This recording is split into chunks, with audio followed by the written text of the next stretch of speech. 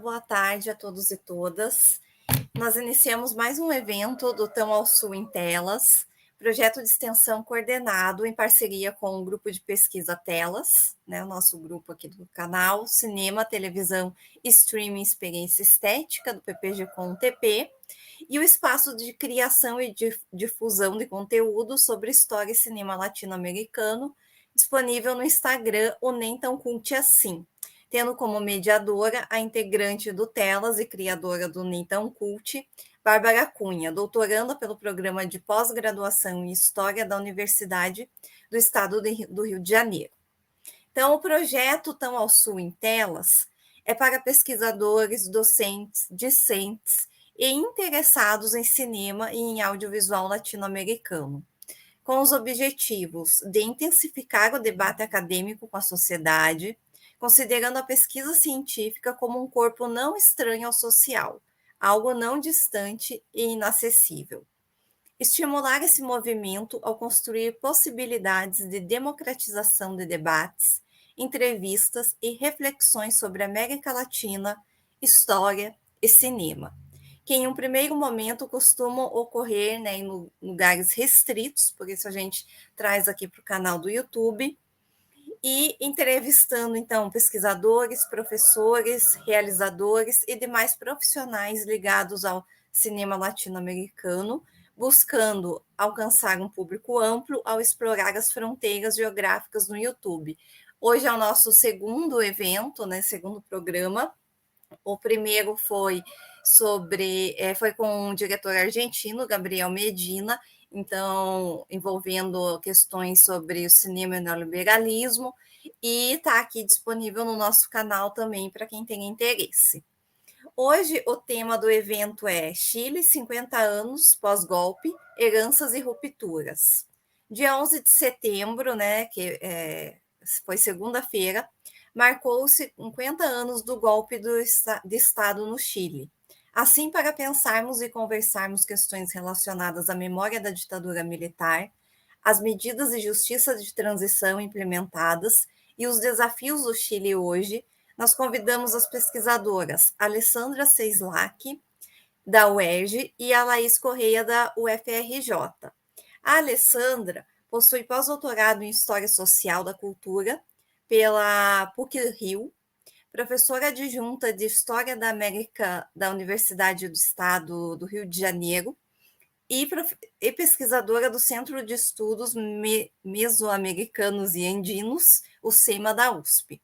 A investigação desenvolvida no doutorado versa sobre a relação entre os Mapuche e os estados nacionais argentino e chileno durante o processo de imposição de sua territorialidade, em fins do século XIX. Atualmente, desenvolve pesquisas voltadas para o diálogo entre a história e as epistemologias indígenas e para a análise da produção intelectual indígena na contemporaneidade. Também é coordenadora do projeto Prodocência na UERJ, Descolonizando o Conhecimento. A Laís Correia é doutoranda em História Social do Programa de Pós-Graduação em História Social da UFRJ, com bolsa FAPEST nota 10. Foi professora substituta de História Contemporânea na Universidade Federal do Rio de Janeiro entre 2021 e 2022. É pesquisadora dos grupos de pesquisa Núcleo de História Oral e Memória e Tempo e Saúde, né? O primeiro da UFRJ, o segundo da Fiocruz. É colunista do site História da Ditadura, projeto dedicado a pensar as ditaduras e os legados autoritários na história recente do Brasil e do mundo. Foi bolsista FAPERJ durante o mestrado, né, também, com a pesquisa Verdade e Justiça na medida do possível, a construção da Comissão Chilena de Verdade e Reconciliação, 1990 e 91. Participou da produção do documentário Memórias Femininas da Luta contra a Ditadura e do projeto da Calculadora de Afinidade Eleitoral Rio-Sampa 2020. Bom, eu sou a professora Aline Vaz, sou docente pesquisadora do PPG-Com-TP, lidero o grupo de pesquisa Telas com a professora Sandra Fischer. Nós gostaríamos de agradecer a presença das professoras e da Bárbara hoje aqui, nessa conversa. Vou passar a palavra para a professora Sandra, em seguida para vocês, e muito obrigada. Boa tarde a todos, obrigada pela presença. Eu agradeço especialmente as duas pesquisadoras, Alessandra e Laís, que estão aqui conosco nessa tarde, e agradeço a professora Bárbara, que tem nos acompanhado cotidianamente nos trabalhos do TELAS, né, o grupo liderado pela professora Aline e vice-liderado por mim. É uma satisfação imensa que a gente consiga discutir essas questões tão importantes políticas, né, que nos afetam a todos cotidianamente, e integrar o trabalho acadêmico, a disposição acadêmica com a cotidianidade de todo mundo, né? Não só a cotidianidade dos acadêmicos. Tá bom? Muito obrigada por estarem conosco.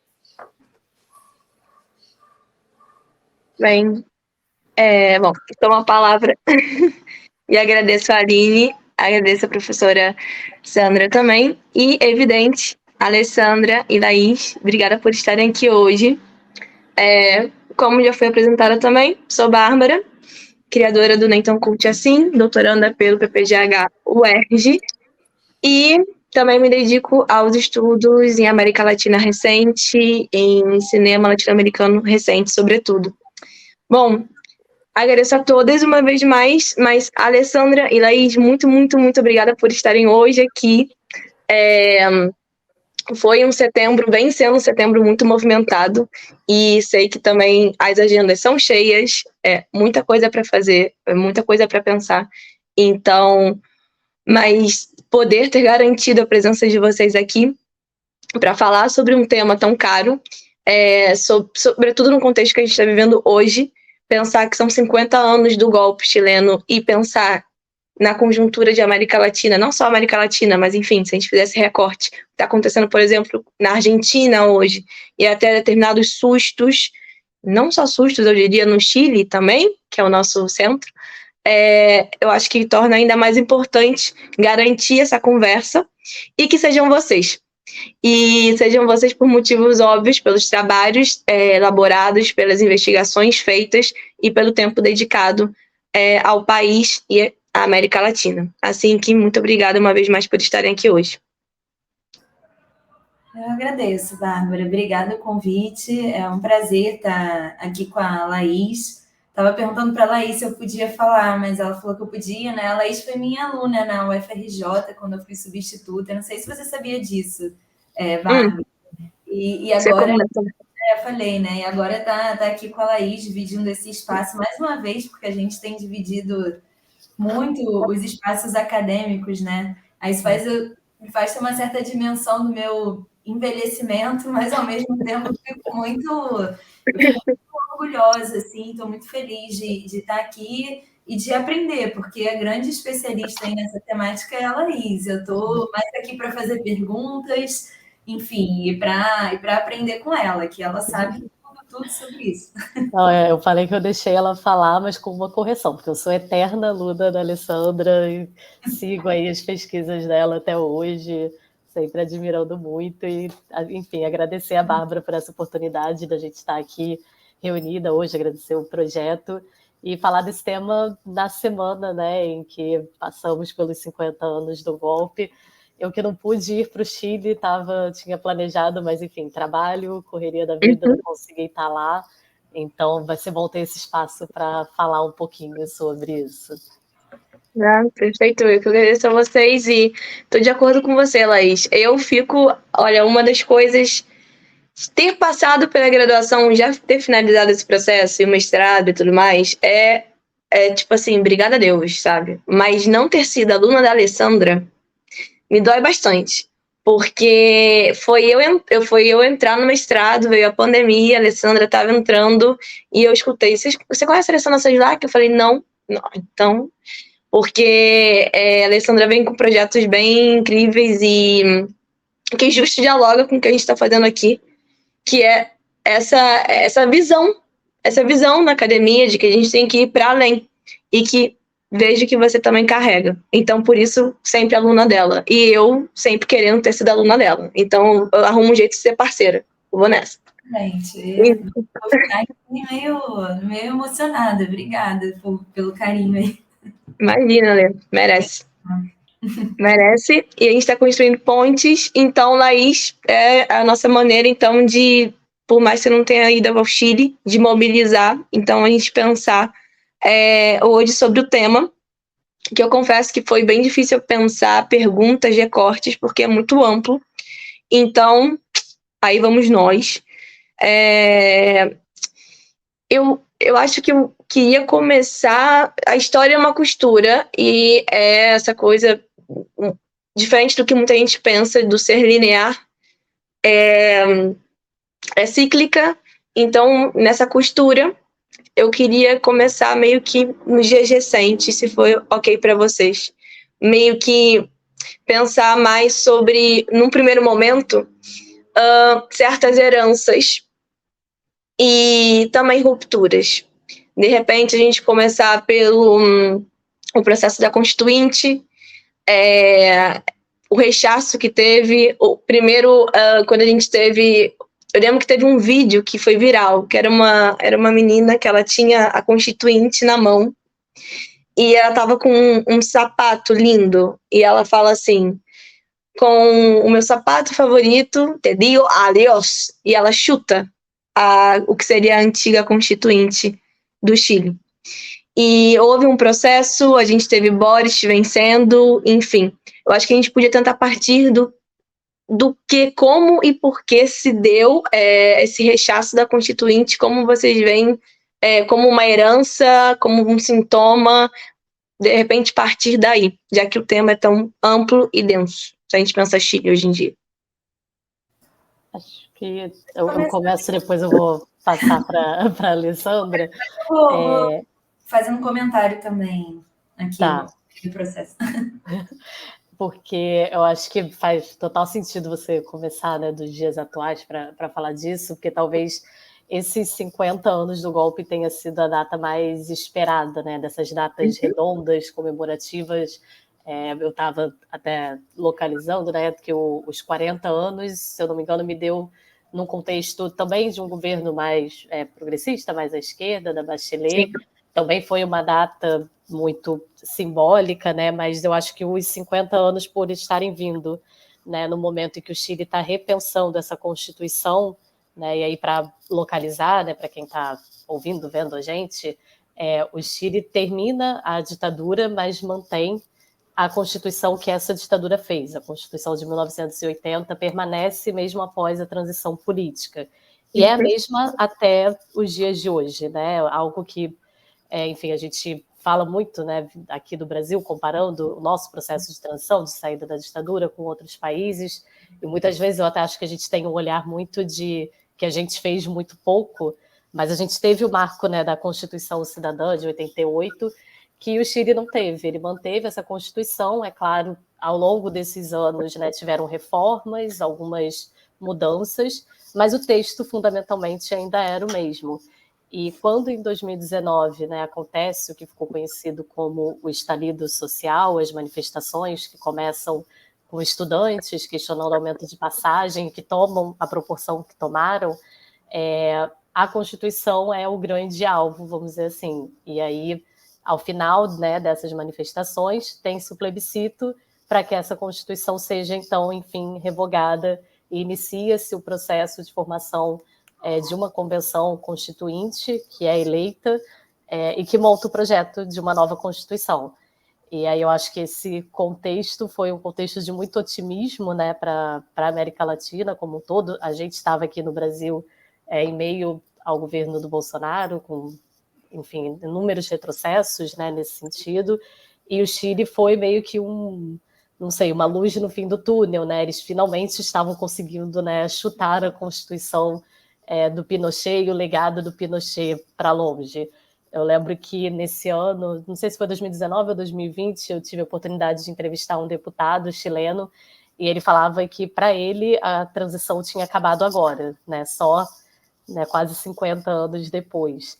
Só que teve-se a Constituinte, aí ia convidar a Alessandra para comentar um pouquinho mais sobre esse projeto que nasceu, da primeira Constituinte formada, só que esse primeiro projeto foi também derrotado nas urnas, né? Teve o rechaço à primeira proposta, que era uma proposta que trazia muito a questão dos povos originários, a ideia de um Estado plurinacional, e aí os 50 anos já vem num contexto muito diferente, né? Assim, 2019 era um otimismo, né? Essa ideia do avanço, finalmente a gente vai derrubar o Pinochet, o legado do Pinochet, a Constituição.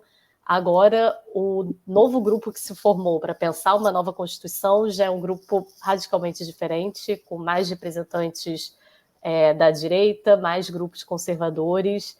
Então, acho que assim, talvez esses 50 anos do golpe, né, esse momento de rememoração, diga muito mais sobre o contexto atual, né, do que sobre o passado, porque realmente é um período de muita instabilidade e eu diria até de um certo pessimismo desse grupo que participou do estalido social, que foi para as ruas, que manifestou e que agora está vendo a coisa andar para trás de uma forma que acho que ninguém sabe muito bem como é que vai ser daqui para frente. Eu acho que, e aí falando um pouco sobre, complementando o que a Laís estava dizendo, Bárbara, eu acho que o momento do estalido e da convenção, eu e Laís, a gente já conversou muito sobre isso também, foi um momento muito de esperança, né? Pela primeira vez, você vai ter parlamentares numa convenção constitucional, parlamentares de origem indígena. Pela primeira vez, vai ter uma presidenta da convenção que é uma mulher indígena, né? Uma mulher e indígena. Então, assim, eu acho que foi um momento de esperança muito por essa questão também de uma primeira vez, né? Experiências que nunca haviam sido pautadas antes, entrando em jogo. Mas, enfim, cada vez mais eu percebo, e aí eu não, sabe, os meus alunos sabem disso, porque a gente tem conversado muito sobre isso. Não sou pessimista ao ponto de achar que as coisas não mudam, mas eu cada vez mais percebo que, não sei se a Laís concorda com isso, você também, Bárbara, assim, mas eu acho que existe uma distância muito grande entre os simbolismos e a prática, né? Eu acho que os simbolismos, eles são importantes até certo ponto, enfim, é isso, né? Ter parlamentares, ter uma mulher indígena, ou no caso do Brasil, traduzir a Constituição brasileira para uma língua indígena, são simbolismos que são importantes, né? Mas, ao mesmo tempo, se a gente tiver uma leitura rasa, os simbolismos eles podem não se traduzir em ações práticas. Eu acho que, na realidade, o que acontece com o projeto de Constituição e com a própria convenção, o legado da convenção, acho que é isso, é um discurso muito bonito. A Constituição, o projeto, né, de Constituição do Chile era muito bonito, eu tive a oportunidade de ler, os pais de uma bolsista minha foram para o Chile, trouxeram o projeto de Constituição, eu li, sublinhei tudo, um projeto assim, muito inovador, dizendo que o Estado seria um Estado plurinacional, a natureza era dotada de direitos, Estado intercultural, enfim, teria um aspecto também plural em termos jurídicos e etc.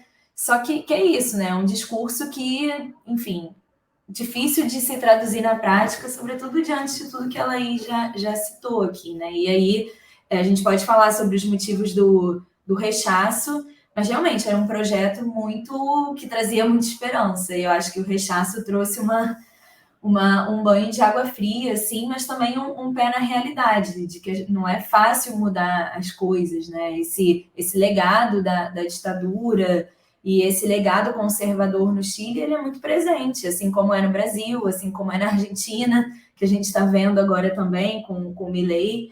Eu acho que é importante a gente ter dimensão disso, né? Sim, o simbolismo é importante, mas o conservadorismo, ele também tem uma base muito forte. Então, eu acho que é uma disputa considerável entre esses campos, assim. Bárbara, eu acho que só você mutou ao invés de abrir. Nosso microfone não está aberto. Sim, eu fui abrir e não aconteceu. Só fazendo uma observação que a Lê se questionou, né, caso a gente ia concordar ou não. Eu tô contigo, Ale, em relação a isso, porque o simbólico ele é importante, ele tem o peso, sim, ele tem que existir, tal como e tanto quanto a prática. Porque existe muito debate, e eu já vou voltar, já fiz aqui até uma anotação para voltar para uma questão da Constituinte, sobre o rechaço, mas se a gente pensa a Argentina, por exemplo, a gente tem muitos símbolos aqui acontecendo, sendo mobilizados, os clássicos, por exemplo, como Eva Perón, o próprio Perón, o kirchnerismo, a figura da Cristina já de alguma maneira, mas também existe uma disputa por compreender como a gente disputa e coloca o Massa, que é enfim, né, que é o ministro da Economia, que vem de uma frente super liberal, que muita gente compara ele, enfim. Vem de uma frente meio liberal e, enfim, e a prática do tipo, mas as pessoas não têm o que comer, as pessoas não têm como pagar o aluguel. Então, existe o simbolismo, existem símbolos sendo colocados na mesa a todo custo para que não ganhe a ultradireita na Argentina, é evidente. E também existe a realidade da grande parte dos argentinos, que é o aluguel e a fome, mas sobretudo o aluguel é um ponto central no país por diversas questões que, bom, não cabe agora, mas sim, eu tô contigo. A prática, ela é necessária, bom, critério da verdade, enfim, tanto símbolo e prática tem que acontecer.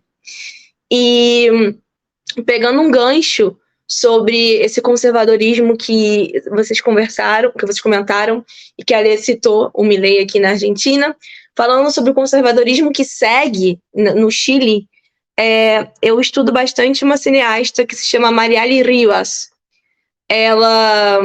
A principal obra dela, mais famosa, se chama Joven y Alocada, que é de 2012, e fala sobre neopentecostalismo no Chile, o seu papel, a sua influência, a ideia de partir da vida de uma jovem para compreender um pouco a sociedade chilena, né? Partir do micro para a gente compreender o país, em alguma medida, então, compreender essa questão religiosa fundamentalista no país, e também trazer uma questão de sexualidade. A personagem central é bissexual.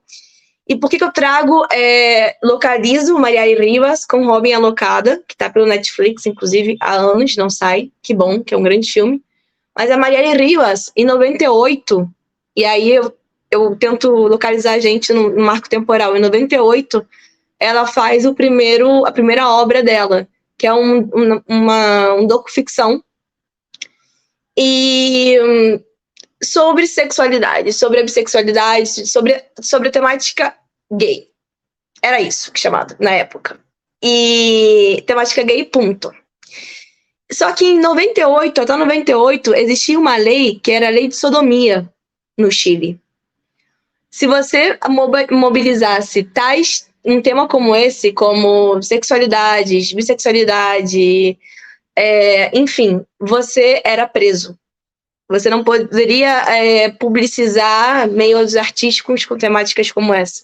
E quando vocês falam sobre o segmento desse conservadorismo no Chile, eu meio que lembrei automaticamente da Mariali, porque ela tende a falar muito sobre isso, e 98 é muito marcante, porque ela faz isso mesmo com essa lei em vigor até 98. Isso é muito chocante. Então, eu queria, de repente, puxar sobre possíveis questões para esse rechaço. Porque se a gente veio de uma onda de esperança, de uma onda de repente, otimismo. Estou até com um livro aqui que se chama Chile em Chamas, a revolta antineoliberal, que eu amo muito esse livro, que é de 2019, 2020, que justamente parte desse estadístico que a gente falou em 2019. Por quê? Por que esse rechaço popular, para além, ou seja, tem o conservadorismo, mas e unir também a questão Mapuche, eu diria, porque eu vejo muito eu não sou especialista nisso, aí eu chamo também a Alessandra, sim ou sim, por favor, mas eu vejo muita invisibilidade desse tema, seja no cinema, que é algo que eu estudo bastante, e seja nos debates cotidianos da história chilena atual. Antes de entrar nessa questão do rechaço também, Laís pode comentar, porque antes da gente entrar aqui ao vivo, vocês estavam falando sobre os objetivos do projeto e as outras coordenadoras, enfim, estavam falando sobre essa importância, né, de ligar a academia à sociedade, né, que o projeto tem esse cunho. E aí eu tenho também refletido muito sobre isso, assim, e também converso muito com a Laísa, a gente conversa também, né, Bárbara? Às vezes a gente tem esses debates na academia e coisas que tendem a ser muito consensuais na academia, tipo, o que é melhor, um Estado nacional ou um Estado plurinacional? E aí o debate sobre isso na academia está muito consolidado, mas fora da academia, isso é um debate muito escasso, então a desconexão da academia com a sociedade ela é muito grande. Eu até me lembrei de uma coisa muito aleatória, mas eu lembro, Laís também falou sobre Bolsonaro, e aí eu lembro na época ali perto das eleições que tinha uma galera da UERJ panfletando pelo Lula ali enfim, naquele, para quem está escutando, não conhece a UERJ, tem não é viaduto a palavra, mas uma coisa que liga ao metrô, né? Como é que é o nome dele? Uma passarela. Isso, viaduto, mas não, uma passarela. E aí eu falei para o pessoal, falei assim, gente, olha só, acho super importante vocês panfletarem, mas assim, aqui, tipo, acho que o Lula já está bem consolidado, mas vamos para outro lugar, porque assim, então o debate que a gente tem na academia é um debate que tem certos consensos, né? Então vamos trazer os indígenas para falar, vamos combater o racismo, vamos combater o conservadorismo, o negacionismo, mas assim, saindo ali dos muros da UERJ, da UFRJ e desses campos, não que o conservadorismo não esteja ali também, está, mas saindo é muito pior, assim, então eu acho que isso também tem me marcado muito, né? Porque às vezes a gente fala, estava muito esperançoso em relação a isso, mas assim, esperançoso entre os nossos pares, porque saindo, isso é uma coisa que me vem muito, muito à mente, assim, hoje em dia, essa questão. Então, com certeza, eu vou pegar o gancho da Alessandra para voltar a algumas coisas que vocês falaram, e aí o que você falou, né, do simbolismo e da prática. E eu concordo e acho que foi, assim, fazendo uma análise também muito panorâmica, né? Porque eu acho que os próprios chilenos, os próprios especialistas, aí tem gente que está pensando isso, né? Eu posso citar assim, alguns historiadores que eu sei que produzem mais em outras plataformas, além de artigos científicos. O Sérgio Greis é um historiador que volta e meia está dando entrevista, está falando, né? E tem pensado muito o porquê desse rechaço, mas eu acho que ainda não se tem um consenso, não dá para a gente dizer foi apenas por isso. Mas aí eu acho que o ponto do conservadorismo que vocês trouxeram é essencial para a gente entender, porque eu acompanhei um pouco as redes sociais, né, e o Twitter, antes da votação por esse projeto da Constituição, e a campanha que foi feita, né, nas redes sociais foi muito parecido com o que a gente passou aqui nas eleições presidenciais, né, e aí a gente não pode deixar de lado e esquecer que são esses grupos conservadores que têm as máquinas, né, dos meios de comunicação, que têm o dinheiro para investir, seja em robôs de internet ou qualquer outra coisa, eles dominam os grandes canais de comunicação, aqueles que atingem toda a sociedade, né? No Chile tem um jornal reconhecidamente conservador, o La Segunda, que, enfim, toda a equipe, né? Eles têm alguns jornais e que participou das campanhas de desestabilização do Salvador Allende lá em 73 e que até hoje tem esse caráter mais conservador e que também participou das campanhas contra esse projeto da Constituição. E aí, assim, acho que tem algo que também está ficando cada vez mais claro, né, para a gente aqui na América Latina, que é de uma estratégia em comum desse conservadorismo que vem varrendo, né, vamos dizer assim, nosso continente nos últimos anos. Então, uma das coisas que foi extremamente mobilizada dias antes, se não me engano, um dia antes da votação, né, que a gente fala que foi pelo rechaço, que era ou o apruebo para aprovar e o rechaço para rechaçar o projeto, eu não sei se eu vou conseguir explicar direito, porque as notícias também eram muito confusas, mas a direita mobilizou imagens que mostravam, e aí toca muito nessa questão, né, da homofobia, dessa sociedade que ainda é muito conservadora, porque se até 98 essa lei existia, isso é um reflexo, né, da sociedade. E era uma apresentação de um grupo. Agora eu não lembro muito bem qual era o tema, mas enfim, uma coisa bem de mulheres homossexuais fazendo uma apresentação de teatro, alguma coisa é, mais assim, né, fora dos padrões, e que a direita pegou aquilo e mobilizou e meio que olha o que vai acontecer com o país se essa Constituição for aprovada, sabe? Muito que a gente passou aqui, né, das notícias falsas sobre olha o que vão ensinar nas escolas se o Lula vencer. Então tem um discurso em comum, né? E aí eu posso citar da UFRJ, o pesquisador Michel German, ele tem estudado muito esse vocabulário político da direita, né, que mobiliza esses pontos. Então, é o patriarcado, é a questão da homofobia, vai em cima, né, desses que são os grandes pilares. E no Chile é muito impressionante porque aconteceu também, né, de forma similar, isso para ir contra esse projeto da Constituição. Então, acho que esse é um ponto essencial mesmo da gente entender. Mas algo que eu e a Alessandra também a gente tem conversado muito, né? Que eu acho que assim, teve também uma questão que aí uma parcela da esquerda, né, também responsabilizou, talvez responsabilizar não seja a forma mais correta, mas enfim, atribuiu também a um certo esse otimismo que deixou todo mundo num lugar muito confortável de estar ganho, porque é isso, viemos de 2019, de um movimento de massas nas ruas, e aí é entender que esse movimento de massas ele também não é homogêneo, né? Tem grupos ali lutando por pautas distintas e que a gente olhando de fora acaba não identificando, mas até conversando com esse historiador, o Sérgio Greis, quando eu estive no Chile em janeiro, ele falava que ele e o Pedro Milos também, outro historiador, comentava, agora não lembro qual dos dois que falou, que eles iam para as manifestações do estalido e eles não viam uma bandeira única, eram várias bandeiras, eram várias demandas. Então, como surgiu um projeto de Constituição única que contemple todas essas demandas que, né, deram origem ao movimento? Acho que também teve um pouco essa cegueira, talvez, né? E aí o próprio governo Boric, ele não ele foi muito cobrado por parte da esquerda porque ele não se posicionou claramente em relação à Constituição, ele não interferiu nesse processo da Constituinte, ele ficou muito de fora desse debate, não houve uma campanha ou um posicionamento, e a questão que eu e a Alessandra temos discutido, que é com relação à questão Mapuche, que a Bárbara também comentou, né?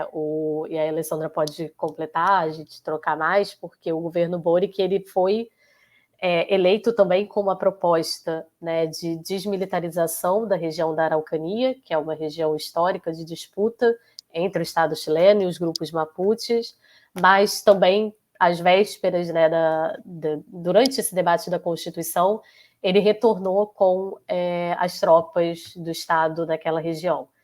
Isso gerou um rechaço muito grande por parte desses grupos mapuche em relação ao governo do Boric. Isso também tem sido visto por alguns especialistas, a Thalita Tanchete, que está hoje na Universidade Diego Portales, ela deu algumas entrevistas e que ela comentava sobre isso, que isso foi um dos pontos também que acredita-se que levou a esse rechaço, né? Então, acho que são diversos fatores, mas acho que eu destacaria, de repente, esses três, a questão do conservadorismo, né, de como foi mobilizado esse discurso, a questão desse lugar que esses setores mais progressistas ficaram, de também achar que estava ganho, e essa questão da Araucania eu acho que foi extremamente central para esse rechaço que não era esperado, né? A votação virou muito no final, assim, alguns dias antes tinha-se uma expectativa de ganhar, de ser aprovado,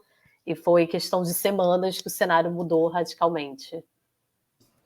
Acho que a Laís citou aí alguns sabe, Bárbara, algumas questões importantes, né? A questão da fake news, enfim, a questão das fake news. Então, você tem ali um investimento muito forte em temas que são tabus para a sociedade chilena, tipo, muito parecido com o caso do Brasil, né? E eu acho que você pode falar aí da Argentina também, que eu não tenho um conhecimento tão profundo quanto o do Chile, mas propriedade privada, identidade nacional, questão da falta de segurança, ou seja, estado de emergência, né? Vai acabar com a possibilidade de ter o estado de emergência, de exceção no sul do país, os imigrantes, enfim, diminuição da concentração de poder, aborto, fragmentação territorial, todos esses temas que a direita consegue mobilizar em momentos de debate, né, foram muito explorados por essas fake news e, enfim, com uma diferença de investimentos nas campanhas imensa, assim. Eu acho que estava lendo uma vez na época do rechaço que o Aproebo, a campanha do Aproebo teve tipo metade dos investimentos que a campanha do rechaço teve, né? Somando a essa questão do não posicionamento do Boric. Há coisas assim também, que é isso, a gente pensa muito nos simbolismos e não na prática. O projeto de Constituição tinha, eu acho que por volta, ou exatamente isso, não sei, 388 artigos. E aí eu pergunto para vocês, assim, as pessoas tiveram 2 meses para ler esse projeto de Constituição. Será que isso é um tempo para as pessoas maturarem o que está escrito ali? Até teve, assim, eu vi mobilizações na internet, formação de grupos de estudo, mas aí eu me pergunto, assim, né, num Chile com problemas econômicos gravíssimos, que foi o que você falou da Argentina, né, Bárbara? As pessoas estão precisando pagar aluguel, comer, né? Enfim, e lutar pela sua sobrevivência diária. Será que as pessoas vão participar de grupos de estudo sobre a Constituição?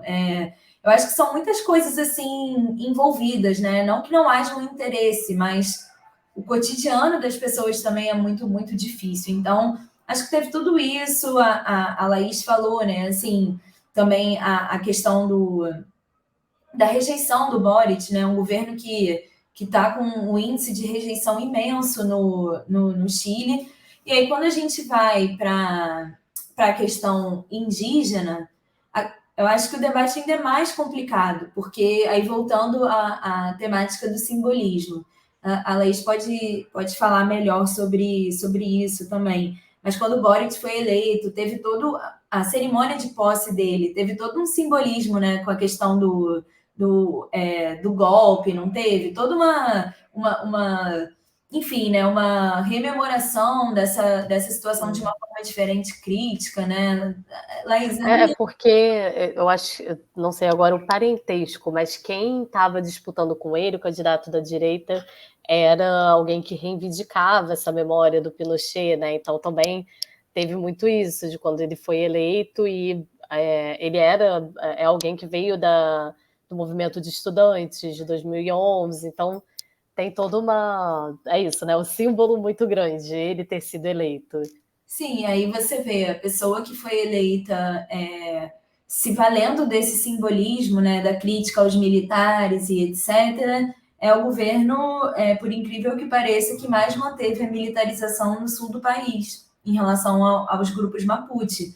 Então, essa desconexão do simbolismo e da prática, eu acho que é uma coisa que a gente tem, nós mesmos, historiadores, enfim, e pesquisadores e pensadores e etc., eu acho que a gente tem que tomar muito cuidado com isso, né? Então, entre o próprio movimento indígena, não houve um consenso em relação a esse projeto de mudança do país. Então, o que a gente já conversou também em outras ocasiões, que é preciso desfazer essa ideia, né, de uma conexão muito direta entre os indígenas e o governo de esquerda, enfim, a possibilidade desse governo ou desses ideais, plurinacionalidade, interculturalidade, etc., de estarem representando as demandas desses grupos indígenas. Então, assim, eu posso falar mais especificamente do caso Mapuche, que é o caso que eu estudo. Lembrando que no Chile existem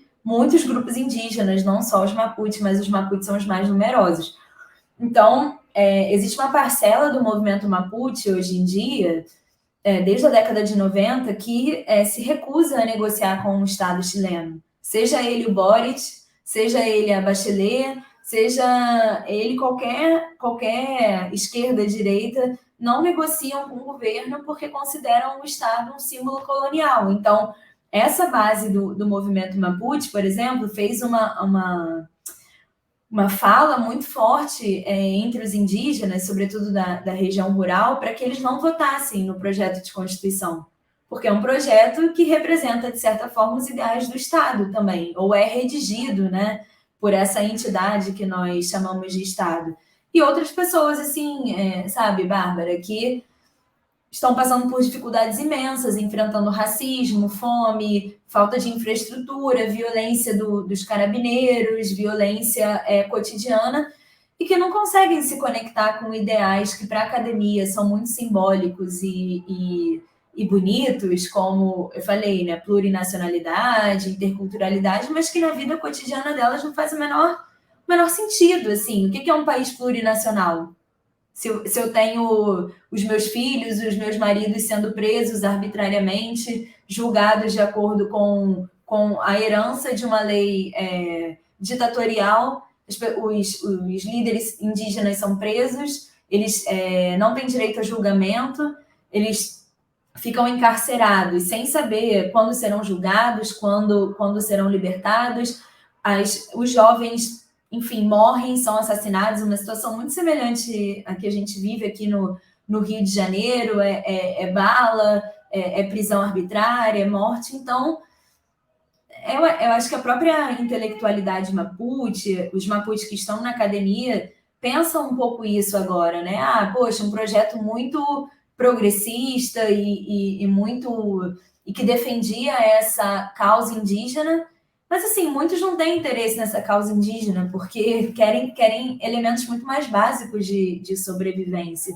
Então, é isso, né? Também o poder dos evangélicos, muitos evangélicos entrando em território indígena. Acho que também tendo influência aí a Laís pode falar, isso eu estou falando aqui, supondo. Mas evangélicos e pentecostais, eu acho que eles têm uma influência também forte na sociedade chilena, não sei se na Argentina tem, mas pelo menos entre os Mapuche tem uma força desses grupos que adentram os territórios. Então, é uma confluência de fatores, né? Eu acho que levaram a esse rechaço, que foi avassalador, né? Foi uma vitória muito, muito significativa. Acho que o Aproebo só teve, 38% de votação lá. Foi um índice muito baixo, eu lembro. Não lembro precisamente, mas eu lembro que foi muito baixo. Eu lembro do que eu senti. Eu não lembro do número, eu lembro de sentido e de pensar, meu Deus, isso foi muito pouco. E vocês falando também, já, claro, vou repassar a palavra para vocês, mas conforme vocês vão falando, me geraram algumas conexões sobre algumas obras também, mas sobre uma história, a velha anedota, não sei, que ano passado eu conheci uma chilena de 19 anos, e ela estava aqui em Buenos Aires, e ela veio supostamente conhecer, supostamente. Eu explico por que supostamente. Conhecer as universidades, porque os pais dela queriam que ela supostamente estudasse aqui. E ela falou, não, eu amo Buenos Aires, eu amo Buenos Aires, eu amo Buenos Aires, é muito bom. Só que quando a gente sentava para conversar, ela falava para mim do Chile com os olhos brilhando e com tanto medo também. E era muito louco, porque, bom, eu sou 10 anos mais velha do que ela, e era muito louco o que ela sentia caminhando por Buenos Aires. Os medos que ela tinha eram os medos que eu tinha caminhando pelo Rio de Janeiro. Os medos políticos que ela tinha era muito parecido com os medos que eu tinha politicamente no Brasil. E eu descobri que eu achava que eu sabia, olha que eu achava que eu sabia, o quanto Chile e Brasil tinham problemas tão em comum. Mas quando eu conheci a Flor, enfim, que é essa chilena, eu me veio assim no peito, porque no final das contas ela falou, eu vim aqui para conhecer as faculdades, mas eu sei que eu quero voltar para o Chile. E eu sei que eu quero estudar no Chile. Porque por mais que tudo seja privatizado, aí começa a questão das privatizações do Jaguar neoliberal, da vitrine. Ela falou, ela do nada, uma menina de 19 anos, me lança, porque eu tenho certeza que mais cedo do que tarde os caminhos serão abertos ao povo chileno. Isso assim, na cozinha, do nada, eu falei. Isso, ok. E ela mobilizou muito a questão Mapuche ali. Era uma menina de 19 anos que ela se mostrava muito indignada. Ela falava indignada com a questão do governo Boric, indignada muito com a invisibilidade, não só, claro, há muitos outros povos indígenas, mas ela falava muito dos Mapuches. E porque ela também era ascendente, então parece que um dos seus avós vinha de um dos povos, então, enfim, veio essa ideia de uma geração super nova, gente, início da vida adulta falando sobre isso. E com tanta revolta, mas ao mesmo tempo querendo voltar. Porque ela supostamente veio aqui estudar, mas ela já queria voltar, porque ela queria, enfim. E ela falava muito sobre a invisibilidade dos povos originários, marca que tinha muito na família dela, a nível pessoal. E também pensar, já que a gente está falando de símbolos e práticas e de poder, essa semana no Nenton Cult eu comentei sobre o cinema de Marcela Said, que parte da obra dela é dedicada à denúncia da permanência do conservadorismo no Chile, mas, sobretudo, sobre a figura do Pinochet. Então, ela tem obras como I Love Pinochet, que fala sobre a Fundação Pinochet, ela recolhe relatos de pessoas que batem no peito para falar como eles admiram Pinochet, como admiram a filosofia do Pinochet, como defendem, inclusive, como foi feito a retirada dos direitos básicos, dos direitos humanos.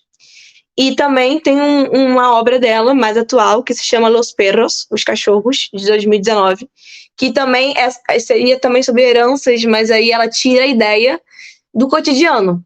Isso o primeiro é um documentário, I Love Pinochet, e o segundo é um longa, de 2019, que ela acaba tendo a ideia porque ela vai ter aula de equitação e ela descobre que o professor dela é um ex-militar. E aí ela monta a história, enfim, em cima, basicamente, da história dos medos desse professor, e ele acaba sendo condenado. Anos depois, porque isso foi em 2018 que ele foi condenado, mais ou menos, e ela lança o filme em 2019. E ela se coloca numa situação de eu sou civil, eu estou tendo aula com ele, e aí ela coloca também em xeque a questão dos civis no momento da ditadura. Sei que falei bastante, mas para linkar a questão conservadora com algumas obras cinematográficas, e Marcela Said tem um peso muito forte no Chile em relação a isso. Tudo isso veio porque, pensando no conservadorismo, a gente consegue pensar, já com o que vocês falaram, várias zonas, mas de repente trazer um pouco mais para trás e de repente partir. Gosto de partir, de repente, Laís, do teu doutorado. Posso citar o título dele? Pode sim, só não sei se é doutorado ou mestrado que você está falando. Perdão, do seu mestrado. Uhum. Verdade e Justiça, na medida do possível. A construção da Comissão Chilena de Verdade e Reconciliação. Porque estou tentando fazer essa costura de ir e voltar para a gente compreender o que está acontecendo, perspectivas ou não, porque vai chegar o momento que eu vou perguntar quais são as rupturas, galera. Porque a gente está falando, e é verdade, tem muita continuidade, tem muita herança, tem muito... confesso que Boric, os relatos me incomodam pessoal e profissionalmente. Não que eu esteja ao contrário desses relatos, pelo contrário, me incomoda porque eu também vislumbrava uma prática distinta, e não só o simbolismo. Mas enfim. E aí, a partir do seu mestrado, perguntar um pouco sobre uma pergunta bem básica, sobre como se deu essa constituição de Comissão Chilena de Verdade e Reconciliação. Porque, de novo, eu penso em 98, com essa lei de sodomia, onde não era possível você, enfim, falar sobre arte e sobre sexualidade. Em que medida, em que contexto a gente estava quando foi feita essa comissão? Bom, vou seguir esse caminho. Eu gosto também, Bárbara, de trazendo para trás, e também estava pensando nisso, de no final a gente tentar trazer um pouco de um olhar otimista, né, também, para a gente não encerrar tanto insistindo nas continuidades e não sair daqui completamente depressivas com a situação atual. Mas então vou tentar falar um pouquinho, né, sobre esse contexto da comissão chilena, e aí voltar um pouquinho na própria transição. Acho que seria Seria importante ótimo, sim. para entender, né? Porque, e aí, partindo da Constituição de 80, que, como a gente já falou, a Constituição da ditadura, essa Constituição previa para 88 um plebiscito que ia decidir pela permanência ou não do Pinochet no poder. E aí eu estou até aqui atrás com o cartazinho da campanha do No, que aí tem o filme, né, que é o título, né, é só No, que traz como, e acho que esse foi um momento muito importante, né, para a transição política, porque esses grupos opositores à ditadura conseguiram vencer e derrotar nas urnas o projeto de continuidade do Pinochet. Então, a campanha do No vence, o No seria, né, para o Pinochet não continuar, e a transição política começa a ser amarrada a partir dali. Só que essa transição, na verdade, né, se comprometeu em manter a Constituição, e aí traz, né, no centro dessa Constituição toda essa questão do neoliberalismo. O Chile foi um grande laboratório do neoliberalismo para a América Latina. Recentemente eu estava lendo sobre a implementação do sistema de previdência privada, né?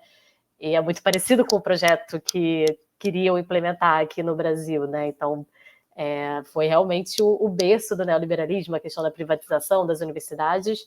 Tudo isso foi mantido durante a transição política. E aí também a questão dos simbolismos, né? O Pinochet ele sai do poder, né? Depois de ser acordado, né, que a transição então iria acontecer, tem novas eleições. O Patrício Amorim, que era o candidato da oposição, ganha, mas o Pinochet sai e permanece como comandante do exército e como senador vitalício chileno até a morte. Então a gente fala, né, de um peso, né, da sombra da ditadura que permanece durante todo esse tempo. E aí a Constituição de 90, né, que foi a que eu estudei no mestrado, porque o Chile teve comissões. Ele teve duas comissões da verdade. A primeira, que é essa de verdade e reconciliação, e uma depois, já em 2002, se eu não me engano, no governo do Ricardo Lagos, que foi uma comissão para investigar os crimes de tortura que não foram apurados pela primeira.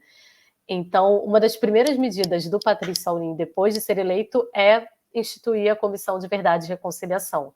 E aí essa frase que eu usei no título da minha dissertação de mestrado é uma frase dele e que virou o lema dessa transição política, né? Verdade e justiça na medida do possível, né? Já anunciando aí que esse possível, na verdade, seria muito pouco nos primeiros anos. E a própria comissão, né, o título também da comissão é bem significativo, porque é uma comissão de verdade e reconciliação. E aí a gente tem que entender o contexto da época. Quando essa comissão é instituída, Pinochet está lá comandando o exército, dizendo, inclusive, que não reconhece os trabalhos dessa comissão. A maior parte, talvez, da sociedade chilena ainda, talvez não a maior, mas assim, grande parte ainda apoia o pinochetismo, e ainda se tem um medo muito grande de que, com um novo golpe de Estado, os militares retomem o poder. Então, essa comissão é feita. E aí é uma comissão que também foi muito questionada, porque ela vai investigar os casos, né, de violações de direitos humanos que resultaram em morte, mas ela tem no decreto dela uma parte que fala sobre crimes cometidos sob pretextos políticos. E aí, nesse caso, entraria também os crimes da luta armada, né? Então, as ações armadas que resultaram em morte contra a ditadura. E aí, de uma certa forma, ela equipara a violência de Estado com a violência dessa resistência armada que aconteceu no Chile. No Chile, em número muito menor do que foi na Argentina, né? Na Argentina tem uma tradição de luta armada maior, mas tiveram grupos armados que, inclusive, falando de filme, essa semana eu vi um que fala sobre uma tentativa de atentado ao Pinochet. É Morte a Pinochet o nome.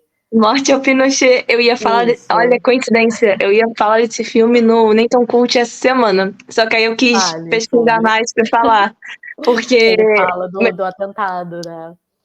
E você gostou? Então, tenho questões. Ok. Porque eu fiquei meio assim... Depois. Sim, porque eu fiquei meio assim, eu falei, olha, eu acho que é o tipo de filme que sim, eu sinto que veio analisar bem, porque me senti uma vibe meio... Sim. Eu acho que para quem não entende o contexto, fica muito difícil de entender o filme em si. Ele não se preocupa muito em fazer um recorte, né? Apesar de trazer imagens da época que eu achei bem legal, mas é um filme complicado para quem nunca viu nada sobre o assunto, cai nele, sei lá, acho que fica com uma percepção meio dúbia, talvez. Mas então tiveram esses casos, né, de crimes que também foram analisados pela comissão. E essa comissão, e aí foi o grande foco da minha pesquisa, né, o informe dela teve uma sessão que a maior parte das comissões, na verdade, depois não tiveram, que a gente chama de marco político do informe. Esse marco político foi escrito por um historiador de tradição conservadora, que participou das campanhas de desestabilização do governo Allende, foi ministro da Educação do Pinochet durante o tempo, o Gonzalo Vial, e que vai escrever um marco político que traz a tese da inevitabilidade do golpe. Então, esse marco político pega os anos de governo do Allende, de 70 até 73, e constrói todo um discurso de que a sociedade chilena estava muito radicalizada e a polarização foi crescendo, os militares tiveram que intervir para não ir para uma guerra civil. Então, essa primeira comissão da verdade, apesar dela ter uma parte dos resultados são muito positivos, porque é com ela que a gente tem um primeiro levantamento feito oficialmente pelo Estado do número de mortos, de desaparecidos. Ao longo dos seus trabalhos, os jornais começavam a noticiar são encontradas valas clandestinas na região de Pisagua, no Chile. O próprio Patrício Aulin, quando recebe o informe, ele faz um pedido de perdão oficial do Estado para esses familiares de vítimas e para as vítimas, né, para os presos políticos. Então tem, é claro, os avanços, né, já entrando um pouco no que você questionou a gente, tem nesse sentido o avanço. É a primeira comissão da verdade da América Latina, porque antes só tinha tido a comissão argentina, que foi específica para investigar o caso dos desaparecidos e que resulta em julgamentos, então uma comissão diferente, porque a comissão da verdade chilena, como a nossa, anos depois, não é uma comissão que tem prerrogativa de julgamento. Então ela só realmente levanta as informações, e a ideia é que desse momento político de trazer a verdade à tona, surge a possibilidade do julgamento. Só que aí a gente volta, né, na questão da medida do possível. Naquele momento, pouquíssimos julgamentos aconteceram, o Patrício Aulin ainda tenta pressionar para que alguns casos sejam julgados, mas até hoje não teve um processo no Chile parecido com o que foi o Tribunal das Juntas na Argentina, em que, de fato, os ditadores estavam no banco dos réus e foram julgados, né? O próprio Pinochet morre sem nunca ter sido julgado. Ele é detido durante um tempo, mas não acontece o julgamento. Eu parei um pouquinho, porque eu me empolguei falando aí. Não, tranquilo. É que eu não sei se a Lê vai falar algo agora, porque a Lê, fique à vontade, mas eu já ia também, para além de algo que você possa querer falar agora, te perguntar algo. Mas só para eu não perder, quando se fala sobre sombra, sobre a ideia de Pinochet morrer e seguir a sombra, não vou dizer que vi, porque estaria mentindo, lamentavelmente, por motivos de saúde, não pude ver ainda O Conde, que é um filme El Conde, que foi lançado agora. Né? Acho que hoje ou ontem que estreou, não foi? Sim, pela Netflix, sim, mas já, tava no cinema já há uns 5 dias, meio que teve exclusividade de cinema por menos de uma semana, ou algo assim. E eu assisti alguns... eu assisti algumas entrevistas do Pablo Larraín falando sobre de onde parte, né, a inspiração. Justamente parte da ideia de que morreu, aspas, porque a ideia do vampiro, do Drácula, ou do vampiro, enfim, que não morre, que não morre, que não morre. E que, bom, Larain fala algo como há de se matar. Porque vampiro, até o vampiro ele morre. Seja como estaca no peito, de alguma maneira isso tem que acontecer. Mas até agora ele é como se fosse um vampiro que traz essa presença e essa influência. Tá aí Marcela Said trazendo I Love Pinochet, o documentário. Então ele tem a sua presença, de novo, simbólico, e também um simbolismo tão forte que leva pessoas a agirem pró a sua ideologia, as suas palavras, os seus planos, enfim. Tô curiosa para ver esse filme, confesso, pela inspiração que ele tem, pelo paralelo que ele faz com Pinochet como vampiro. Outra curiosidade também, tenho amigos por todo canto do mundo, uma brasileira tem uma amiga chilena, agora é amiga da amiga, e ela já disse que achou que o personagem do Pinochet como um vampiro foi um vilão, palavras de alguém dessa amiga dela. Eu achei, como chilena, eu achei meio um vilão meio simpático, sabe? Um vilão, não que, um vilão meio, enfim. Mas eu acredito que a Aline, se eu não me engano, no final da live ela pode afirmar ou falar que não, mas acho que a Aline viu. Então, de repente, ela pode dar algum spoiler pra gente sobre essa figura de se vem como um vilão meio, sei lá, meio, como posso dizer, meio esdrúxulo, ou se realmente tem esse paralelismo que para mim, a um primeiro momento, vale ouro, confesso. Mas enfim. Ale, para além do que você ia dizer, acredito, eu queria te perguntar sobre... Hoje em dia você... Bom, desde já o seu doutorado, que também versava já sobre Mapuche, a ideia dos Estados nacionais, tanto argentino e chileno, você vem trabalhando cada vez mais com esse tema, e hoje em dia com projetos que estão super... são esse tema, né? Por exemplo, Caminho de Abya-Yala, Descolonizando Conhecimentos, enfim. Eu queria te perguntar se nessa também caminhada de maior aprofundamento nesses temas, se você vem reconhecendo ainda mais problemas, eu acredito que sim, entre a relação dos povos originários no Chile com o Estado, e se existe se você também conseguiu visualizar algum caminho possível.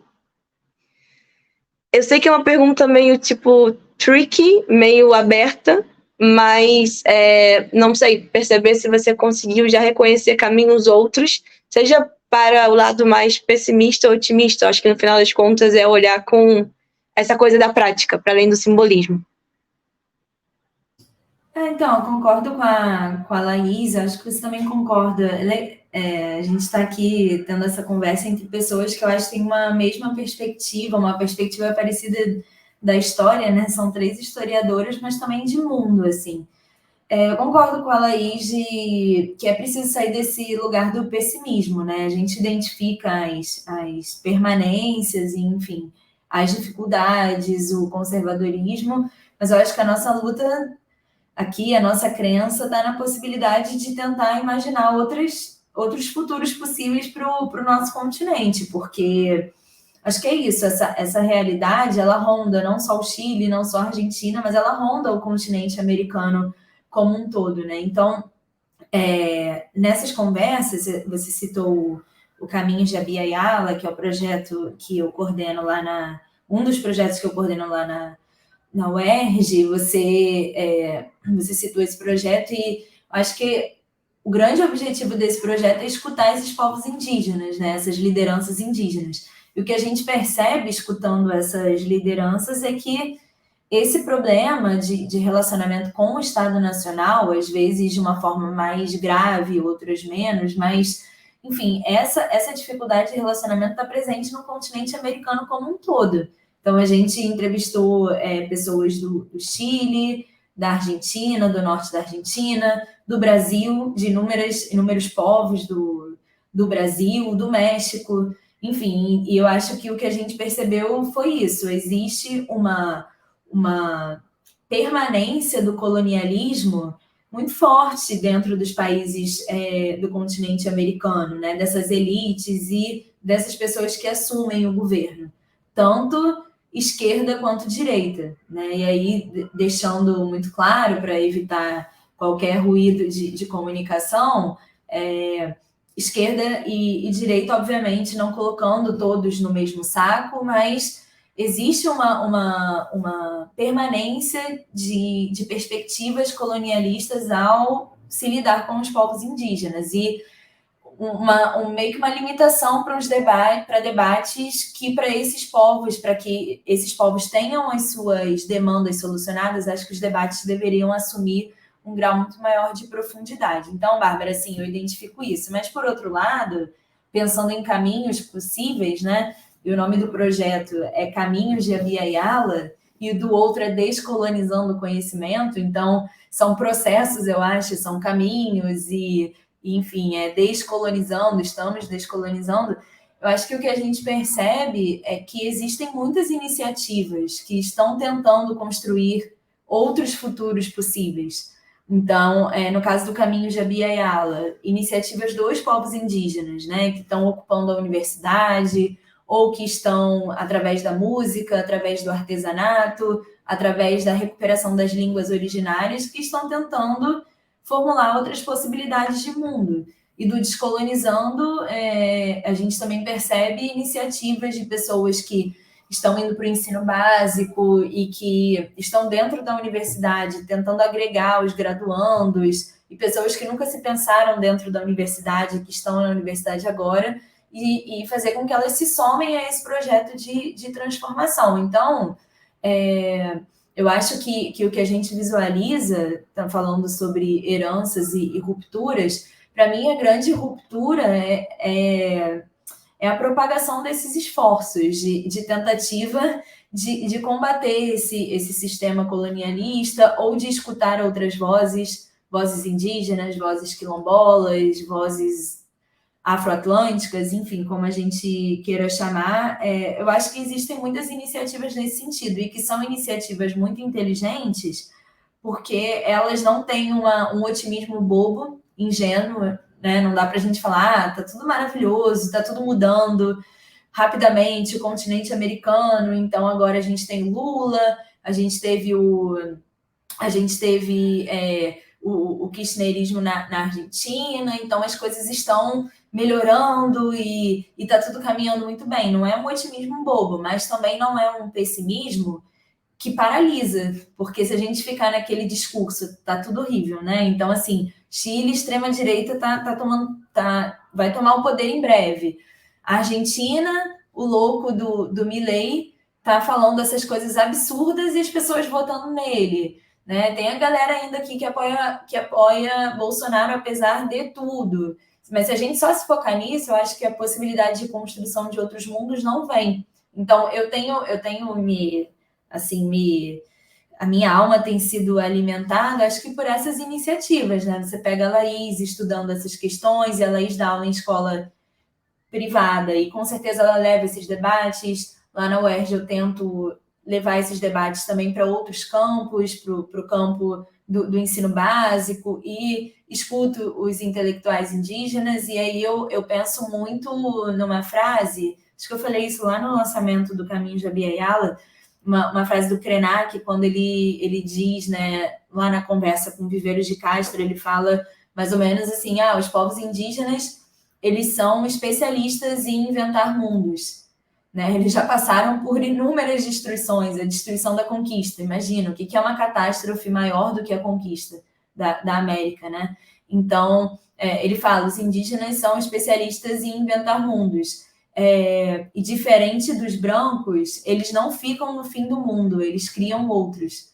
Então, eu fico pensando muito nisso, não ficar no fim do mundo, né? Então, nesse pessimismo que paralisa, e que paralisa gerações, né? A minha geração ficou um pouco paralisada, acho que a Laís e você, Bárbara, são de uma geração outra, que talvez tenha uma grande paralisia também. Os meus alunos vem de uma outra geração que é afetada diretamente por essa paralisia, mas eu acho que, enfim, né, criar outros mundos é uma possibilidade. O estalido social mostrou isso também, não foi só derrota, né? Eu acho que o legado do estalido, da convenção, ficou, assim, houve um legado, né? Não foi só um legado de avanço da extrema-direita. Não dá para dar bobeira, né? Assim, e você pode até falar, Bárbara, depois da Argentina aí, o que está acontecendo, o que você está aí, eu fico muito curiosa também, mas não é só derrota, né? E resignação, é também uma semente que foi plantada e que o importante é tentar construir outras possibilidades a partir dessa sementinha aí.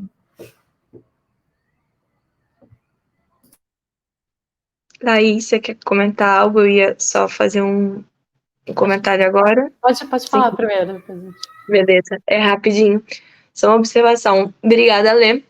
Eu estava muito curiosa para ouvir essa tua perspectiva, porque sei que você estuda o tema já há bastante tempo, mas também imaginava que com os projetos o Caminho de Abiyala publicizado tem menos tempo, mas já tem o seu determinado tempo, né? As entrevistas já estão acontecendo, enfim, tenho o prazer de agora participar, ter me somado. E você tem que fazer a propaganda, né? A Bárbara está traduzindo as entrevistas para o espanhol lá do projeto do Caminho da Abiyala, porque... Desculpa, Bárbara, te interrompi. Não, imagina. Mas é só porque para o pessoal que está assistindo saber, o projeto ele entrevista um pensador indígena, um intelectual, entre aspas, indígena do continente do Brasil e outro de algum país fora, né, de algum espaço fora do Brasil no continente americano. Então, a gente está fazendo sempre traduções bilíngues para, enfim, português e espanhol, para que as pessoas, todo mundo tenha acesso. E a Bárbara está fazendo o legendamento da entrevista em espanhol lá para o projeto. Então, está ajudando bastante, né? É parte da equipe do projeto, né? Sim, é real oficial. Eu sou parte da equipe e eu agradeço muito, porque unir história da América Latina, gente, e espanhol, é tudo que eu queria, então, obrigada. Mas as entrevistas trazem maior esperança, não trazem, Bárbara? Assim, não, você não tem noção. Você não tem nada da esperança que tá trazendo. Assim, todo dia eu tô assim, ó. Inclusive,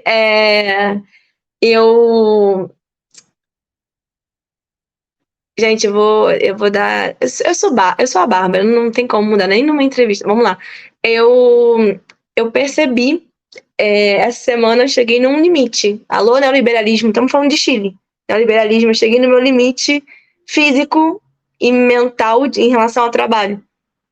Num tal limite que eu comecei yoga há uma semana, eu cheguei mais cedo, não sei como, super cedo, e eu tive que ficar sentada na calçada trabalhando pelo celular. E aí chegou uma outra aluna e me olhou e falou, você tá bem? Eu falei, defina bem. E a gente começou a conversar. E a mãe dela, inclusive, foi exilada política. Ela é argentina, ela foi pro Brasil, vive em São Paulo. Eu não sei muito bem a história ainda, vou conhecer a mãe dela. E aí a gente começou a falar sobre os limites de trabalhos e tal. E eu comecei a conversar com ela sobre como eu venho aprendendo certas atitudes em relação ao trabalho com os argentinos, coisas saudáveis, inclusive. E eu disse para ela, mas você não tem noção o que eu ando aprendendo com um projeto que eu tô fazendo as traduções. Você não tem noção. Eu falei para ela sobre tempo, sobre espaço, sobre limites, sobre si, sobre o outro, sobre essa perspectiva de novos mundos. Então, enquanto eu estava no meu limite físico e mental, eu olhei para ela, você não tem noção o quanto isso está me ajudando. E sim, e é no campo simbólico, é no campo da prática, e não é pouca coisa, isso é tudo. É essa frase que você mobilizou no Krenak, criar novos mundos. Se isso não é a chave, se isso não é potência, se isso não é a grande possibilidade de de sobrevivência e de poder até se viver minimamente bem, eu não sei o que é. Então, enfim, desculpa, até porque, sim, traz muita inspiração e traz prática. E só Então, um sim, parênteses, claro. Bárbara, que na segunda-feira agora, o projeto, acho que vem a calhar também. O projeto ele vai lançar a segunda entrevista, que é com a Natália Caniguan, que é uma antropóloga, uma Mapuche antropóloga.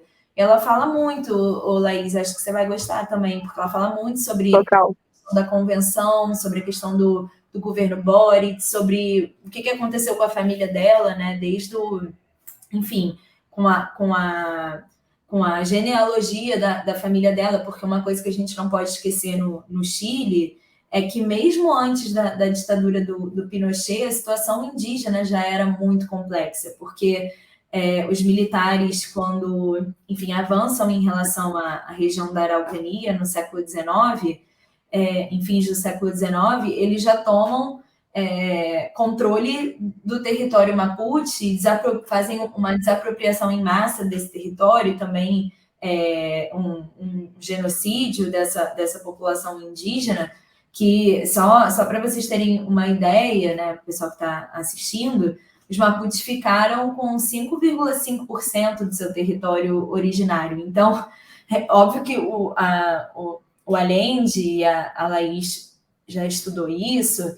O Allende ele promove uma tentativa, né, de reforma agrária e de devolução dessas terras, de parte dessas terras aos Mapuche, mas a ditadura vai agravar isso num tom, assim, com o neoliberalismo, num tom avassalador, tanto que, hoje em dia, acho que 70% dos lucros das empresas florestais do Chile vem da região da Araucania, que é território Mapuche. Então, já é um processo secular, assim, que começou desde da conquista e se agravou muito no século XIX, que é quando os Mapuche efetivamente perdem a soberania do seu território. E aí é interessante que a Natália vai falar muito sobre isso, né? Sobre esses debates, enfim, e sobre como isso atingiu a própria vida dela, da família, e como é a situação Mapuche hoje em dia. Então, fica a dica, porque eu acho que casa muito bem com a nossa fala aqui de hoje.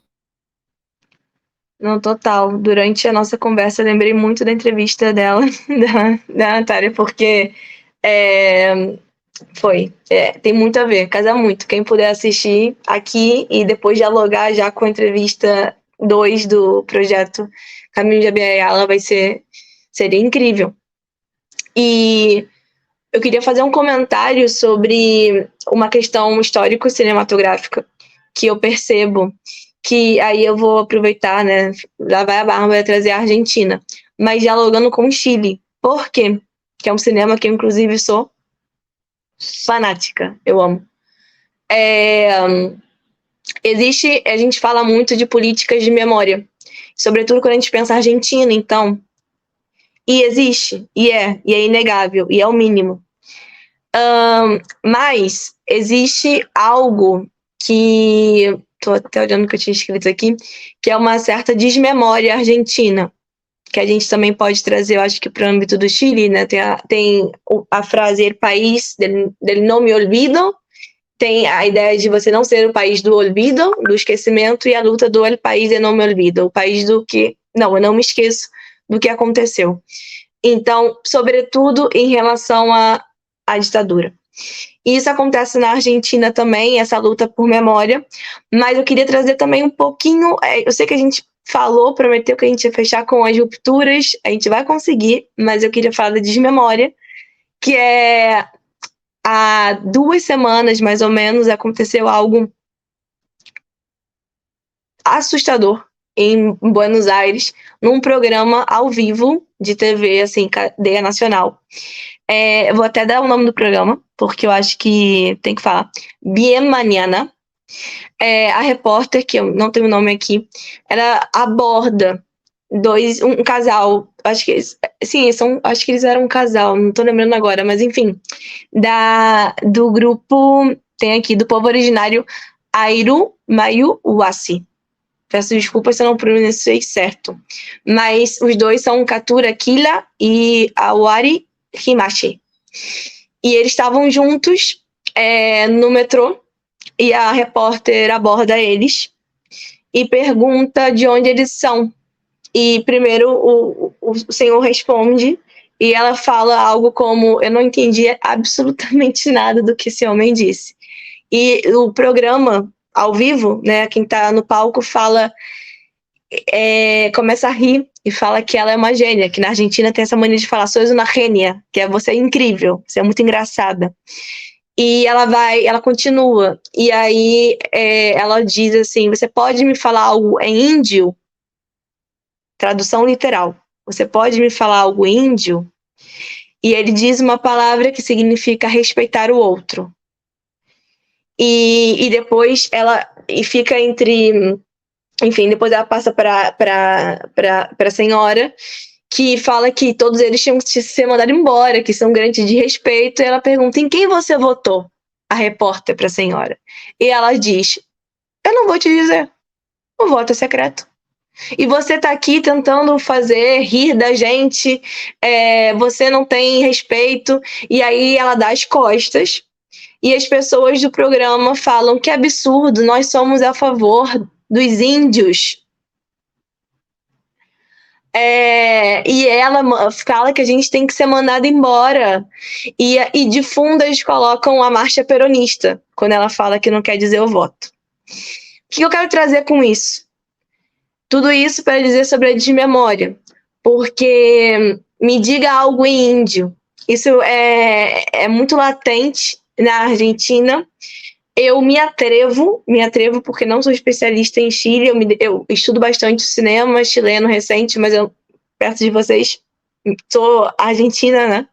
Então, eu me atrevo a dizer que sim, há uma desmemória muito forte também no Chile em relação a isso. E também é sintomático no cinema.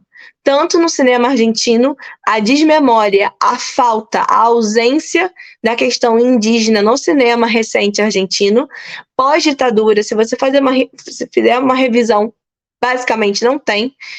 O primeiro que vem na minha cabeça, que é único, na verdade, é Zama, de Lucrécia Martel, que é de 2018, e foi uma história que veio produzida durou mais ou menos 3 anos para que Lucrécia Martel, a principal diretora da Argentina, conseguisse dinheiro para fazer o filme, porque não queriam fazer se fosse em espanhol.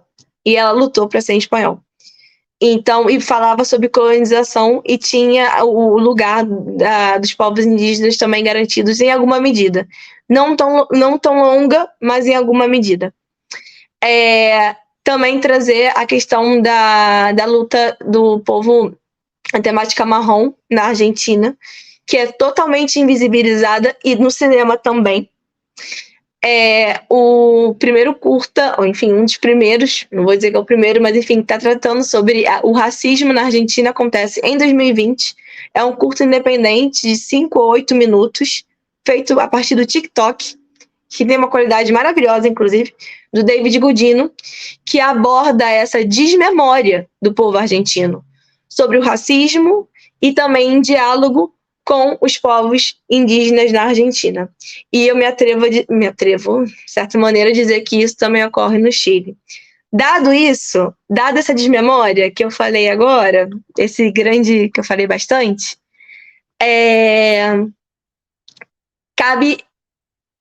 eu acho que não cabe negá-la, e sim dizer que existe, e ativar, e nos ativar e ir para a prática a partir dela. Então, eu passo, enfim, a palavra para vocês, caso vocês queiram falar mais sobre mundos possíveis, porque sobre as nossas dificuldades a gente já conhece, e ao contrário, eu acho que a gente tem que falar delas mesmo. Porque a gente tem que falar que o Milei está muito perto de vencer, pode vencer na Argentina, ou não. A gente tem que falar que, bom, infelizmente o Boric foi uma desesperança no final das contas, porque ele não se posicionou como a gente esperava. Cabe dizer, porque a gente tem que mapear e conhecer onde estão as brechas que vão contra a gente. E buscar também reconhecer as brechas que estão a nosso favor. porque aí, agora cala a minha boca, tem um historiador, que é o Marshall Berman, que dialogou muito com a minha pesquisa de mestrado, que eu falava sobre brechas no neoliberalismo na Argentina. Brechas a nosso favor. E ele falava que nós buscávamos brechas, e essas brechas, bom, se dá em campos do desamparo, um desamparo que não é o paralisante, se dá na construção, vou pegar aqui essa frase, de outros mundos, na consciência e no acreditar e na prática de construção de novos caminhos. Então, passo para vocês, porque já falei demais, mas quis trazer esse paralelo cinematográfico de ausência e também diálogo com a Argentina, que eu acho que vale a pena. Não, foi ótimo, Bárbara. Eu estou aprendendo e anotando vários nomes de filmes aqui para pesquisar depois. Acho que foi um ótimo panorama assim, que você trouxe, mas para a gente, como eu falei, né, não terminar num tom pessimista, né? Eu ontem, inclusive, estava assistindo o lançamento de um documentário sobre a Vânia Bambirra, que foi uma intelectual brasileira que militou no Brasil, militou no Chile, passou pelo golpe no Chile, e ela, até o final da vida dela, nas apresentações, ela sempre encerrava falando que ela era, como uma eterna revolucionária, ela era uma eterna otimista. Então, passando um pouco, né, esse momento mais otimista, eu tinha pensado em, até para encerrar, né, de trazer essa questão da memória, e aí pensando especificamente nas comemorações, né, de segunda-feira, do 11 de setembro, uma coisa que me chamou a atenção e que eu acho que aponta um pouco para essas possibilidades, esses novos mundos, foi a participação massiva das mulheres nos atos do 11 de setembro chileno. Se vocês entrarem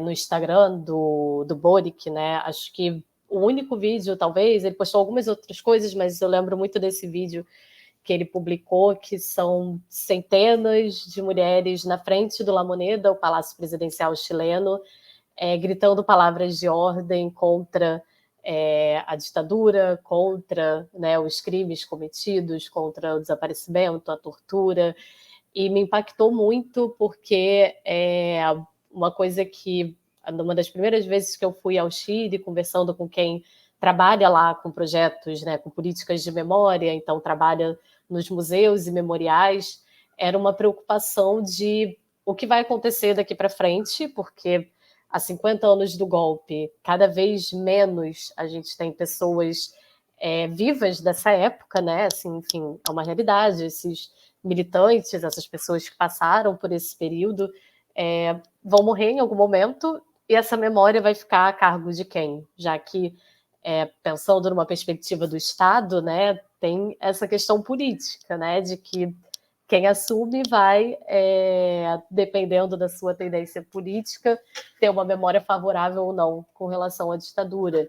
E eu conversando com alguns desses estudiosos, enfim, pessoa que está ali, né, no dia a dia, eu lembro de um estudante de história que ele fazia as visitas guiadas do Estádio Nacional, que foi um espaço de prisão logo nos primeiros dias da ditadura, e que ele falava, a gente não tem incentivo do Estado, né? Não tem incentivo financeiro, a gente faz se voluntariando, mas cada vez menos essas novas gerações sabem o que aconteceu, e aí quem vai levar essa memória daqui para frente?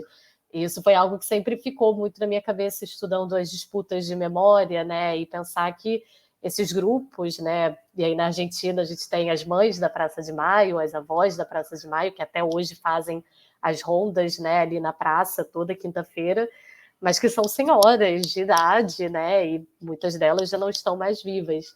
E aí eu acho que o que ficou muito marcante para mim desse 11 de setembro foi uma renovação desses movimentos, dessas pessoas que batalham pela memória, pelo nunca mais, né, para que nunca se esqueça e nunca mais aconteça, e a presença massiva de mulheres, assim, é algo que pelo menos a minha impressão, né, e aí olhando um pouco distanciado, foi que um grupo muito grande de mulheres assumiu esse espaço de levar daqui para frente essa luta, esse debate, né, e acho que isso é algo muito positivo, a gente vê a renovação, né, dessa luta pela memória, né, para impedir esses casos, né, de desmemória, de manipulação, de, enfim, e trazer essas pautas. Então, acho que para apontar um pouco, né, caminhos, mundos possíveis, né? Acho que tem grupos que estão aí pensando, que estão lutando, e esse ato eu recomendo quem puder assistir, assim, me marcou muito, porque você escuta,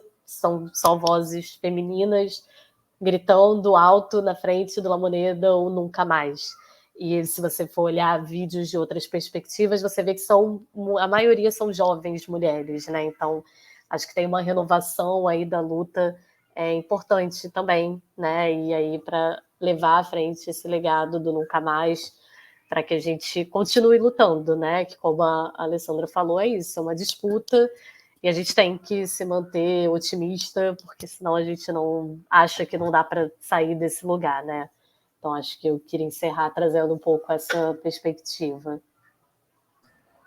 E aí, só complementando o que a Laís falou, Bárbara, assim, eu acho que esse projeto, né, do Caminho de Abya Yala, ele tem mostrado, ele tem ido muito no sentido do que o Eduardo Viveiros de Castro e a Débora Danovski falam a respeito do devir indígena, né? Que os indígenas, eles são um futuro, não são o único futuro, mas eu acho que eles trazem perspectivas muito essenciais de construções de futuro, tanto em termos da questão da biodiversidade e de uma outra forma de ligação com a natureza, mas eu acho que não é só isso, eu acho que é uma perspectiva política também, porque o que a gente tem visto lá nas entrevistas e o que tem ficado muito, acho que o que todos esses pensadores têm pautado é a importância de um posicionamento político, e não é um posicionamento político que silencia, que exclui outras vozes, é um pensamento político totalmente pautado pela ideia do diálogo e do conflito, né? Porque não é um diálogo no sentido de criação de uma homogeneidade, mas é um diálogo que está atento ao que o outro quer falar, está atento à multiplicidade de opiniões e de formas de existência no mundo, mas é um diálogo atento também à possibilidade de construção de um consenso, mesmo que seja um consenso momentâneo, um consenso conflituoso, mas de um consenso. Então, acho que os povos indígenas, a Laís falou das mulheres, eu acho que tem muitos coletivos e formas de existência e identidades que trazem outras possibilidades de futuro, para romper com essa ideia de que só há heranças, né? E de que está tudo fadado ao fracasso. Então, eu falaria isso, sabe? Esse devir indígena, né? Esses indígenas que não estão no passado. Eles são o nosso futuro também, uma possibilidade de futuro. E para isso, eu acho que a gente tem que, também, enquanto historiadores, educadores, ampliar a nossa visão, né? Trazer outros assuntos, outras temáticas, outras vozes, outras perspectivas, tentar linkar isso com a sociedade, difundir isso para a sociedade, esses debates, essas outras formas de enxergar o mundo. Talvez seja uma perspectiva interessante. Acho que era isso. Aí sim, viu? A gente conseguiu fazer todo o panorama. Assim, a gente... Tá difícil.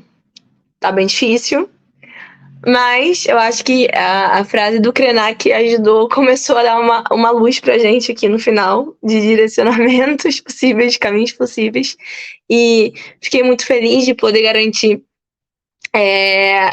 a gente poder falar sobre a questão indígena numa conversa que se propõe a falar dos 50 anos de golpe no Chile, e também feliz de agora no final a gente poder também ter conseguido falar sobre gênero, porque eu tinha anotado aqui justamente, Laís, do lado do seu nome, que eu queria muito ter mobilizado essa questão. Que bom que a gente conseguiu pelo menos citar, porque para mim as mulheres, elas estão como se elas estão, enfim, o que dizer? A gente, inclusive, a capa, que eu fui super didática, né? Estou aqui com um livro. A capa do livro são mulheres com panuelos, os panos verdes, enfim, pela questão dos direitos das mulheres, sobretudo a questão do aborto legalizado, seguro e legal.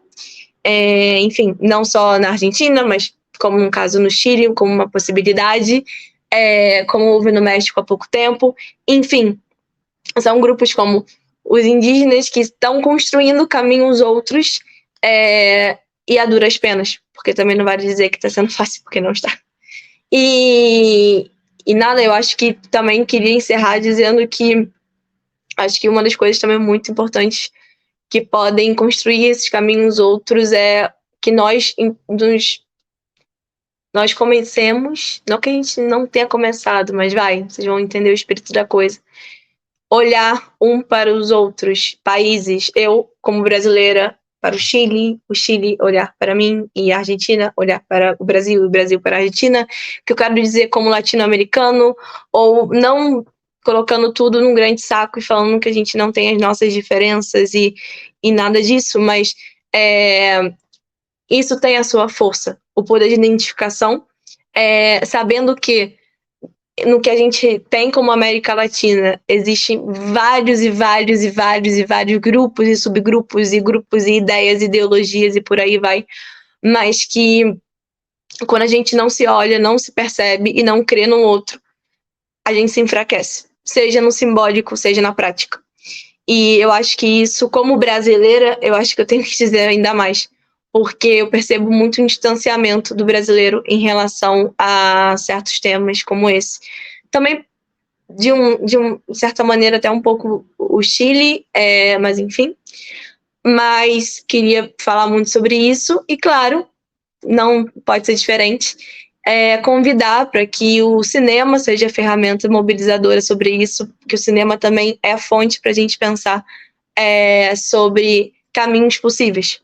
Porque o cinema, eu abordo muito o cinema como antena da sociedade, uma coisa meio Walter Benjamin, assim. A Aline também fala do cinema no campo do sintoma, como o cinema consegue trazer pra gente, não como uma bola de cristal, mas porque ele tá um cinema comprometido com o seu povo, ele consegue sim trabalhar e analisar o que está sendo sintomatizado num país ou na América Latina e trazer para a tela e trazer para uma narrativa e também, claro, é uma fonte, é uma ferramenta indiscutível de garantia de memória e de resistência. Então, outro caminho possível, o cinema. E agradecer vocês totalmente, agradecer muito, muito, muito, porque eu sei que setembro foi corrido para todas nós e que vocês estão aqui hoje, então a gente só tem a agradecer imensamente, de verdade. Eu também só agradeço, foi ótima a nossa conversa, adorei assim, o formato da entrevista, você conduziu super bem, Bárbara. Obrigada. Cheio de questões para falar, gostei muito. Obrigada, parabéns pelo projeto, pela sua pesquisa. Obrigada, Laís. Prazer estar aqui. Prazer, e prazer te conhecer. Só agradecer também, parabenizar vocês todas aí pelo projeto, super interessante. E é isso. Bárbara, parabéns aí também pela produção da entrevista, pelas suas pesquisas, pelo seu comprometimento. E Laís sempre brilhante. Falo que ela é minha pequenininha, gigante. Ela é gigante. Muito ela é gigante. Ela vai e eu falei, cara, essa saca mesmo. Aprendi com a melhor, tive uma ótima professora. Obrigada. Sim. Não, agradeço vocês duas, de verdade. Bom, mas claro, não vou deixar de fazer o jabá do sigam, melhor dizendo, Nem Tão Cult Assim, porque lá a gente tem mais material, cursos, enfim, conteúdos sobre a América Latina, cinema latino-americano, história latino-americana. Também sigam o Telas, tá aí, ó, o Telas, e também abrir espaço para a Dona Alessandra, divulgue o Instagram também dos seus projetos. E Laís também, se tiver que divulgar algo, a hora é agora. Bom, então, só divulgando os dois projetos, né? O Instagram do projeto de entrevistas com pensadores indígenas é @caminhosabiyala. É isso, Bárbara? Ou Sim, é isso mesmo. é Eu acho Caminhos que Abiyala, né? Não tem o D. Deixa eu confirmar aqui. Caminhos da Biayala. É Caminhos Abiyala, né? E esse é o projeto de entrevista com pensadores indígenas. A gente tem lançado de 15 em 15 dias as primeiras 8 entrevistas que foram feitas, e também do Descolonizando Conhecimento, que é um projeto que eu coordeno na UERJ, que busca, bom, descolonizar o conhecimento. Isso, exatamente esse Instagram. E o Descolonizando Conhecimento é @descolonizando conhecimento UERJ, e é um projeto que ele tem múltiplas frentes, e se vocês entrarem no Instagram, vocês vão ver, tem espaço de publicação, dá para publicar coisa no Instagram, no nosso site. A gente atua numa escola estadual em Niterói, aqui no Rio de Janeiro. Enfim, é um projeto também muito, muito bonito, e que ele é efetivamente descolonizador, está aberto à participação de todos, não importa se é mestrando, doutorando, graduando, enfim, ou não está na academia. É um projeto extremamente amplo. Aí esse projeto é @descolonizando conhecimento UERJ. Obrigada aí, Bárbara, pelo espaço. Imagina, é o mínimo. Vou aproveitar também, já colocar aqui o @ do meu grupo de pesquisa, o Núcleo de História Oral e Memória. Aproveitar que a gente está às vésperas aí, semana que vem a gente vai ter um evento de divulgação que vai ser, na maioria, presencial, mas a gente montou uma mesa virtual para possibilitar também quem está de fora do Rio participar, e essa mesa virtual vai ser sobre a América Latina, pesquisadores, uma falando sobre Chile, um sobre Brasil, outra sobre México. Então, convido aí nessa temática, né, de questão de transições políticas, expansão das ditaduras, e o grupo que eu faço parte também, que é um projeto que eu sempre que posso falo, que eu admiro muito, que é o História da Ditadura, coordenado pelo Paulo César Gomes, professor aqui do Rio de Janeiro, formado na UFRJ, e que tem essa proposta de divulgação científica. E aí o projeto tem várias frentes, tem o site com as colunas, mas também tem o canal no YouTube, aí é @História da Ditadura também. Quem quiser, enfim, seguir, recomendo muitíssimo. Obrigada. Maravilha. Não, é o mínimo. Jabás feitos e merecidos, porque são lugares de muito conteúdo. Então, agradeço uma vez mais. E exercitam, muchachas. Obrigada quem pôde estar com a gente. Obrigada também se você está assistindo depois do ao vivo. E difundam cinema latino-americano, difundam história latino-americana, difundam a América Latina, que a gente precisa de montar uma beça. E difundam estas mulheres acá, porque são professores grandiosos. Obrigada, meninas, de verdade. Obrigada, gente. Tchau, tchau. Tchau, tchau.